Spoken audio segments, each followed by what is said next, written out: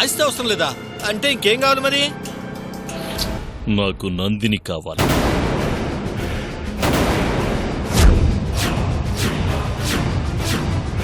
నందినియా?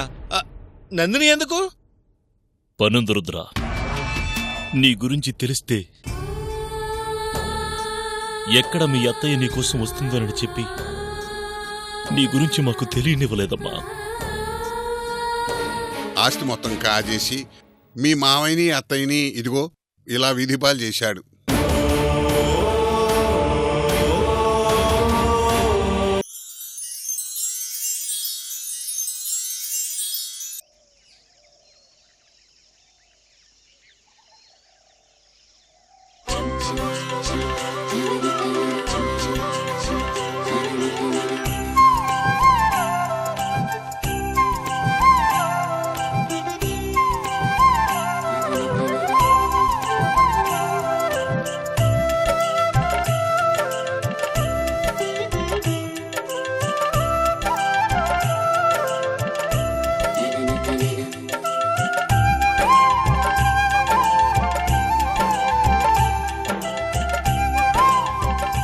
చూసావా సావిత్రి, నీకోసం హరిశ్చంద్ర ప్రసాద్ గారు ఎంత ఘనంగా ఏర్పాట్లు చేస్తున్నారో.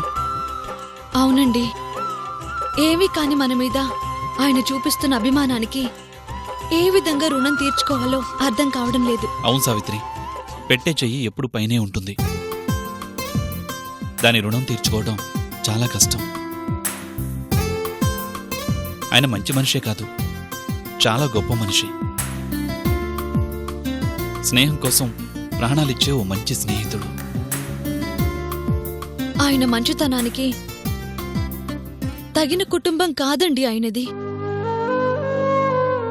తండ్రి అన్న గౌరవం లేని కూతురు కొడుకు, భర్తను అర్థం చేసుకోలేని భార్య, అలాంటి వాళ్ల మధ్య ఆయన ఎలా బ్రతుకుతున్నారో అర్థం కావడం లేదు. ఆయనలాంటి మంచి మనిషిని బాధపెట్టి వాళ్ళు మాత్రం సాధించేదేముంది? ఏమండి, మనమున్న ఈ పరిస్థితుల్లో నా సీమంతం ఇంత ఘనంగా జరుగుతుంది అనుకోలేదు. అవును సావిత్రి, మన స్థాయికి మనం 4 గదుల మధ్యలో మరో మనిషి తోడు లేకుండా నీ సీమంతం జరుపుకున్నాం. అలా 4 గోడల మధ్య జరిగేది సీమంతం కాదు. సీమంతం అంటే ముత్తైదువులు బంధువుల మధ్య జరిగేదని ఇంత గ్రాండ్గా చేస్తున్నారు. ఆయనకి మనం చాలా రుణపడిపోతున్నాం. సరే సావిత్రి, ఫంక్షన్కి టైం అవుతోంది, ఏర్పాట్లన్నీ జరిగిపోతున్నాయి. మా అత్తయ్యకి మళ్ళీ ఒకసారి ఫోన్ చేసి చెప్పు. అవునండి, ఆవిడికి ఫోన్ చేయాలి. ఫంక్షన్ రోజు ఫోన్ చేసి గుర్తు చేస్తానని కూడా చెప్పాను. సరే, ఫోన్ చేసి విషయం గుర్తు చేయి. అలాగే తప్పకుండా రావాలని మరీ మరీ చెప్పు. అలాగేనండి. మీ అత్తయ్య గారి గురించి మీరేం టెన్షన్ పడకండి, ఆమె వస్తుంది, అది కన్ఫర్మ్. నాకు కావాల్సింది అత్తయ్య రావడమే. అత్తయ్య వచ్చిందంటే మనకంటే హరిశ్చంద్ర ప్రసాద్ గారు ఎక్కువ ఆనందపడతారు.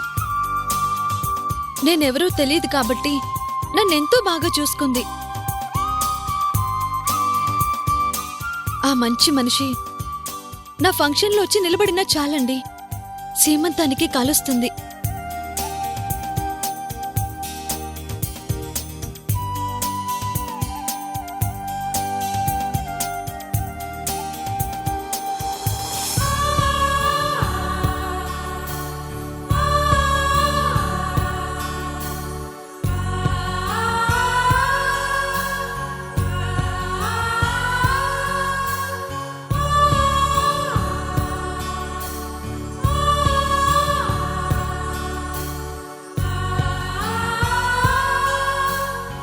తినమ్మా.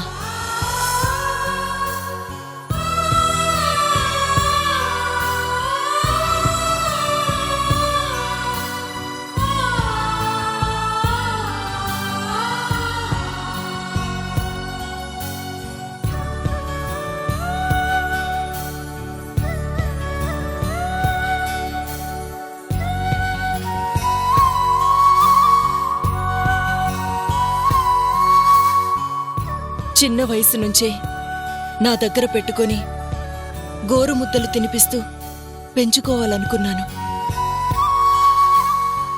కానీ మీరెక్కడున్నారో ఏంటో తెలియక ఇంతకాలం మీ గురించి వెతుకుతూనే ఉన్నానమ్మా.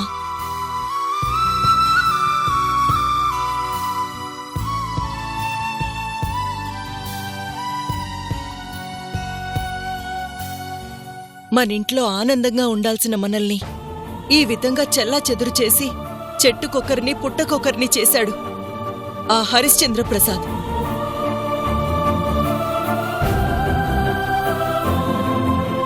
మీ అమ్మా నాన్న ప్రాణాలు తీసి మన ఆస్తిని తన ఆస్తిగా అనుభవిస్తున్నాడు. అయ్యయ్యో, ఎవరేమనుకుంటున్నారో ఏంటో.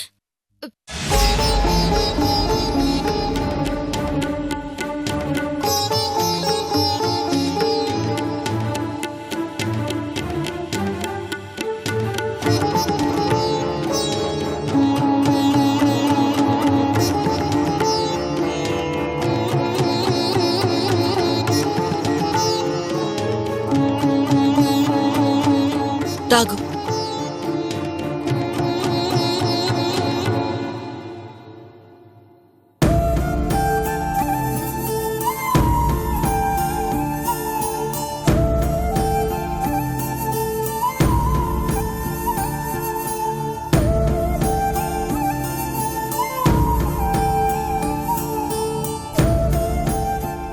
ఏంటత్తయ్యా ఇది? నీ మెడలో పసుపు తాడా?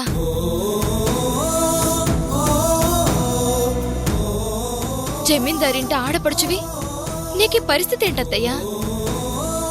అన్నిటికీ కారణం ఆ హరిశ్చంద్ర ప్రసాదే. అతని వల్లే మనకి దుస్థితి. అన్నయ్య వాళ్ళని చంపిన నేరానికి 14 ఏళ్లు జైలు పాలై ఉన్నప్పుడు ఏ ఇబ్బంది లేదమ్మా.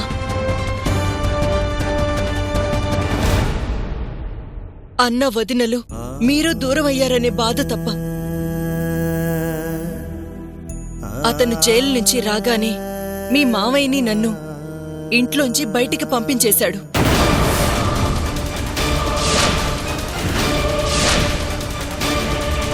నేనుంటే ఆ ఆస్తిని అనుభవించడానికి అడ్డం అవుతానని మా ఇద్దరిని ఇంటి నుంచి బయటికి పంపించాడు. ఆ రోజు నుంచి ఈ రోజు వరకు ఇలా కష్టాలతోనే కాలం గడుపుతున్నా. ఎవరెత్తయ్యా అతను? మన ఆస్తిని అతను అనుభవించడం ఏంటి? మీరిలా పసుపు తాడు వేసుకుని తిరగడం ఏంటి? ఏం చేస్తామమ్మా, ఆస్తిని లాక్కున్నాడు, పరపతిని పెంచుకున్నాడు. అతన్ని ఎవరు ఏమీ చేయలేని స్థాయికి ఎదిగాడు. ఎన్ని రోజులు మన కష్టాలకి కారణం రుద్రమావయ్య అనుకున్నాను. అసలు కారణం ఇతరన్నమాట. మా అమ్మ నాన్నల్ని చంపిన అతన్ని వదిలిపెట్టినత్తయ్యా. మన కష్టాలకి కారణమైన ఆ హరిశ్చంద్ర ప్రసాద్ ఏ స్థాయిలో ఉన్నా అతని అంతు చూద్దాం. ఇన్ని రోజులు ఈ ఆవేశం నా ఒక్కదానిదే. ఇప్పుడు నా ఆవేశానికి నువ్వు తోడయ్యావమ్మా. ఇంకా హరిశ్చంద్ర ప్రసాద్కి రోజులు దగ్గర పడినట్టే. అందరూ ఉన్న అనాథల్ని చేశాడు మమ్మల్ని. మా ఇంటి ఆడపడుచువైన నిన్ను ఇలా కష్టాలు పెడుతున్నాడు. అలాంటి వాణ్ణి వదిలిపెట్టకూడదు అత్తయ్యా. అతని పాపాలకి తగిన శిక్ష పడాల్సిందే.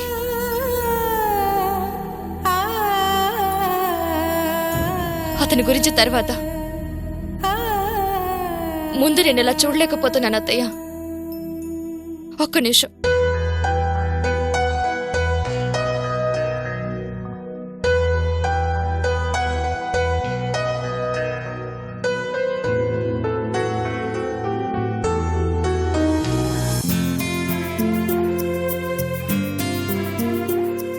అత్తయ్య, అత్తయ్య.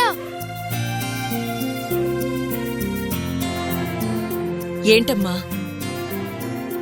ఇవన్నీ మా అమ్మ నగలు చీరలు.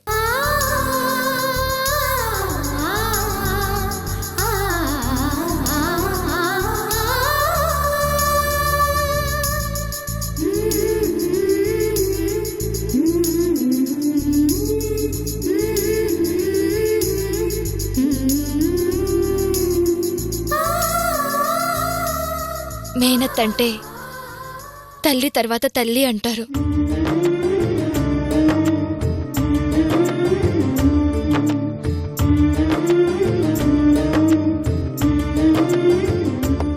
ఈ రోజు నుంచి ఇవన్నీ నీవే అత్తయ్యా.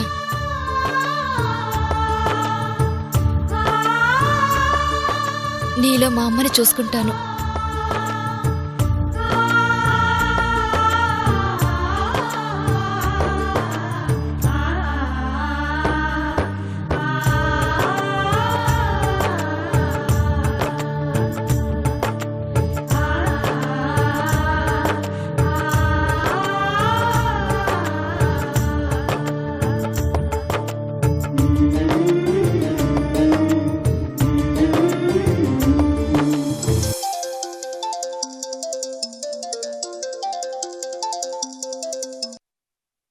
హలో, నమస్కారం అండి. నేను సావిత్రిని. మొన్న మీ ఇంటికొచ్చాను కదా. ఆ చెప్పమ్మా. నా సీమంతం ఈ రోజేనండి. మర్చిపోయారేమోనని ఒకసారి గుర్తు చేద్దామని. గుర్తుందమ్మా, ఎలా మర్చిపోతాను. ఫంక్షన్ సాయంత్రం మీరు కొంచెం ముందుగా వస్తే నాకు సంతోషంగా ఉంటుందండి. తప్పకుండా వస్తాను. త్వరగా వచ్చేయండి. గాంధీనగర్కి వచ్చి ఫోన్ చేయండి చాలు. మా వారొచ్చి మిమ్మల్ని రిసీవ్ చేసుకుంటారు. అలాగే. ఉంటానండి. మంచిదమ్మా.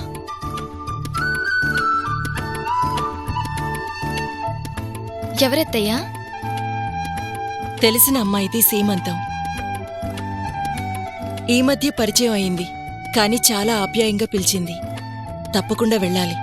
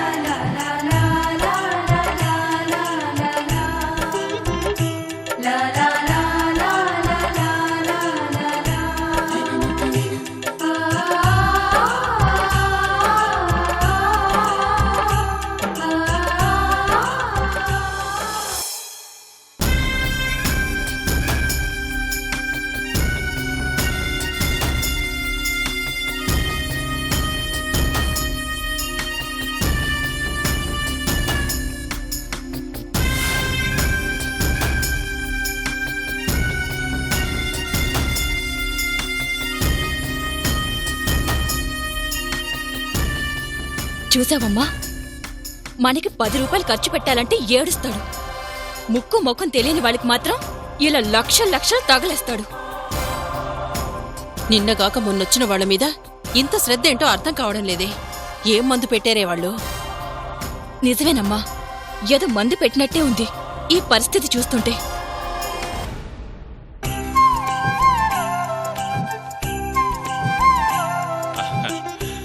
రంగయ్య, రంగయ్య.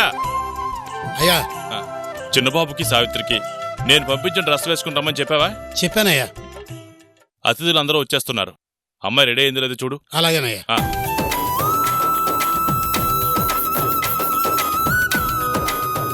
అదిగోయ్యా, మాటల్లోనే వస్తున్నారు.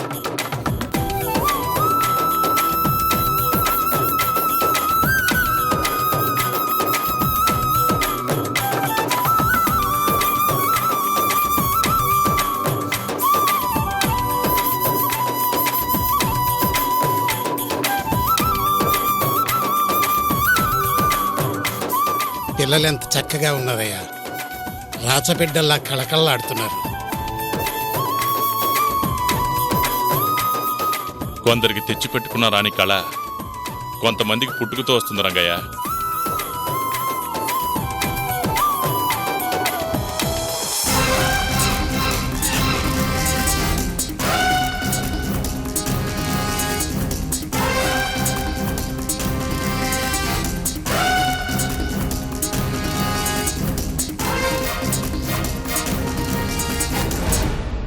ఏ రోజన్నా కూతుర్ని నాకు కాని భార్యవి నీకు కాని అందులో ఒక్క నగన్నా పెట్టుకోనిచ్చాడా? పెట్టుకోనివ్వడం తర్వాత కనీసం కళ్ళారా చూడనిచ్చాడా? తనలా చూస్తుంటే కడుపు మండిపోతుందమ్మా. నాకు అలాగే ఉందే, కానీ ఏం చేయగలం?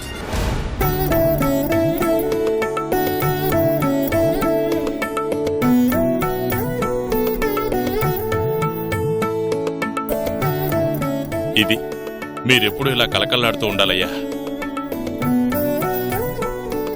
మాకెందుకండి ఈ ఖరీదైన అలంకారాలు? మీరు కాక ఇంకెవరుండాలయ్యా? మీరు నా మనుషులు. మీరెప్పుడు ఇలాగే ఉండాలి. చిన్న జమీందార్లా ఎలా కలకల్లాడిపోతున్నారో చూడు.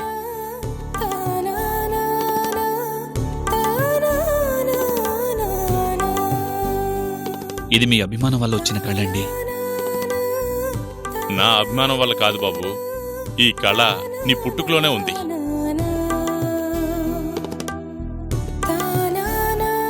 సరే బాబు, అందరూ వచ్చేశారు, ఏర్పాట్లు కూడా పూర్తయ్యాయి. కార్యక్రమం మొదలు పెడదామా? ఇంకొద్దిసేపు ఆగుదామండి. ఏమ్మా? ముఖ్యమైన అతిథి రావాలి.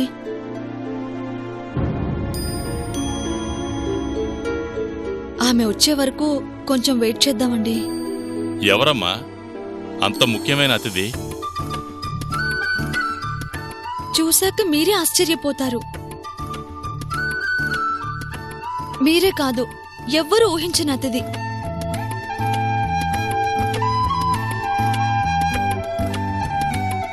నా సీమంతానికి ప్రత్యేక కళ తీసుకొచ్చి మనందరికీ ఆనందాన్నిచ్చే అతిథి.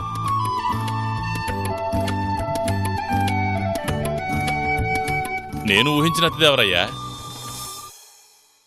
వస్తారుగా, చూద్దురుగాని.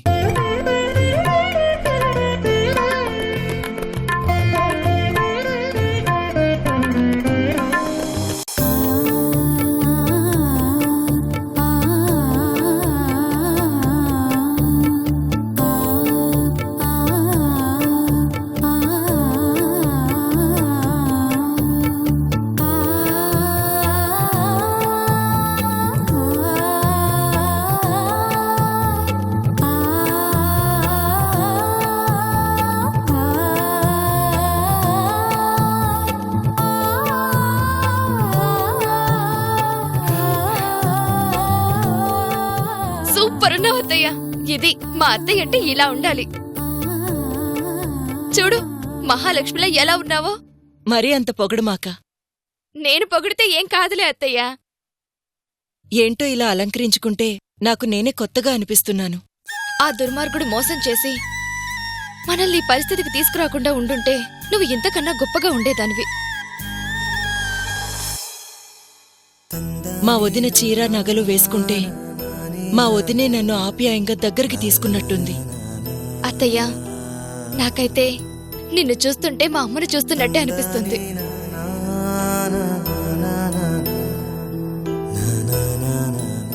సరేనమ్మా, నేను ఫంక్షన్కి వెళ్ళొస్తాను. నిన్ను తీసుకెళ్దాం అనుకున్నాను. ఆ అమ్మాయి కొత్తగా పరిచయం. పిలవకుండా నిన్ను తీసుకెళ్లడం బావుండదని. పర్లేదులే అత్తయ్య, మీరు వెళ్ళిరండి. వెంటనే వచ్చేస్తాను.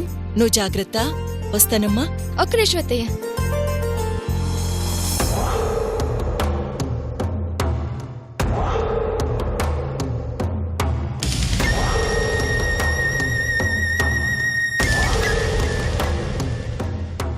ఏంటిది? మా ఆవిడ నడిచే నగలపెట్టేలా తయారైంది. అంతా గోల్డేనా? వస్తాను. సునందా, ఏంటిది ఈ నగలు ఇవన్నీ? నా మేనకోడలు నా కోసం మా వదిన నగలు చీరలు ఇచ్చింది. అవునా? నీ అత్తయ్య అంటే ఎంత అభిమానమమ్మా నీకు. మా అత్తయ్య ఉండాల్సింది ఇలాగే కదా మావయ్య.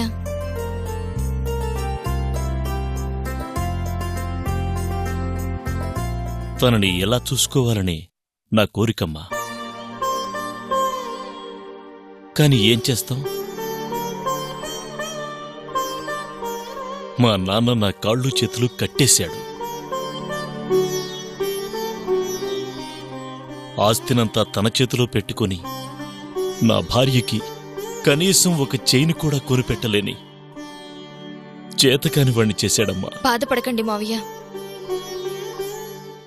ఆస్తి మాది, మనది. ఆయనకి ఎలా బుద్ధి చెప్పాలో నాకు తెలుసు. సరేనమ్మా.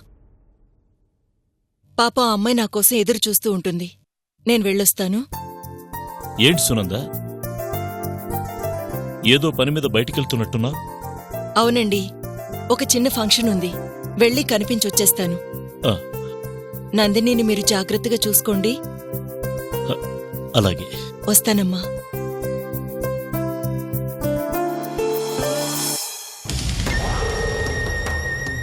ఈ నగలన్నీ అమ్ముకుంటే ఈ నెల రోజులు పంకజంతో పండగ చేసుకోవచ్చు. వైన్ షాపులో పాతప్పు తెరిచి కొత్తప్పు పెట్టొచ్చు.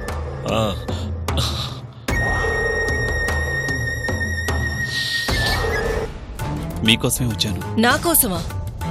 నాతో నీకేంటి పని? మీరింత దూరం వచ్చింది నా భార్య సీమంతానికేనండి.